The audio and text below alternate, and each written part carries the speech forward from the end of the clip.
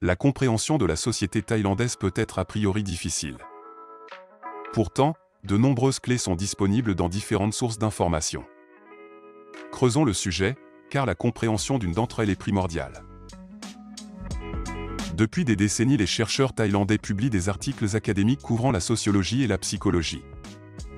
Il est intéressant de les lire pour obtenir une vue d'ensemble et utiliser les résultats de ces recherches. Celle la plus continuellement citée, et ce, même en 2023, est une publication de 1990. En effet, la référence académique sur la psychologie de la société thaïlandaise a été publiée en 1990 en langue anglaise par le Dr Suntari Komin.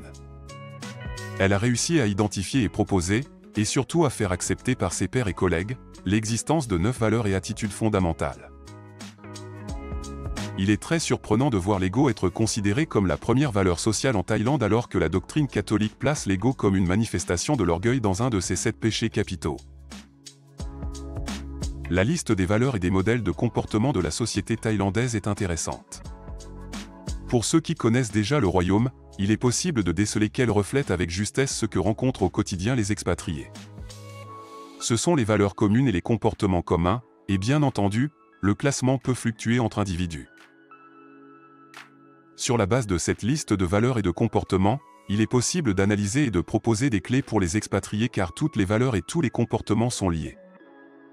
Bien entendu, l'impact dépend aussi de l'exposition de l'expatrié. Ce sera différent si vous êtes un entrepreneur ou à la retraite. Pour un expatrié entrepreneur, il entendra qu'il est souvent difficile voire frustrant de travailler avec des collaborateurs thaïlandais. Alors que le monde du travail occidental se focalise sur les tâches réalisées, et donc les résultats, il est aisé de voir qu'un gouffre sépare cette doctrine de leadership et de management avec les valeurs et les comportements thaïlandais.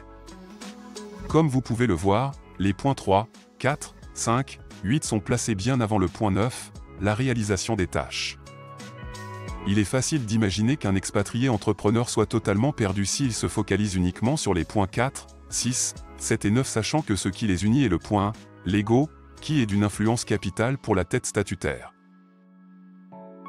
Le retraité est soumis aux mêmes valeurs et comportements. Sauf exception, il ne sera pas focalisé sur le point 1, l'ego, et les points 5, 6 et 7.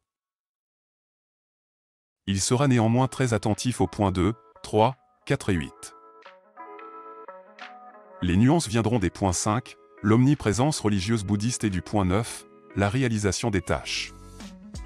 Pour la religion, de nombreuses frustrations peuvent apparaître après la 10e donation au temple du village, sans comprendre que le karma fait partie intégrante de la tête statutaire, ce qui est parfois difficile à intégrer. Comme l'est le point 9, la réalisation des tâches.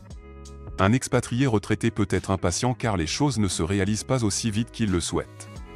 Comme pour l'expatrié entrepreneur, l'ego domine tous les autres comportements. La tête statutaire doit être alimentée en permanence. J'espère que cela vous éclaire un peu plus sur les valeurs et comportements dans la société thaïlandaise. L'ouvrage vous apportera plus d'éléments et encore plus d'exemples pour une meilleure compréhension du sujet. Vous pouvez directement commander le livre auprès de l'auteur.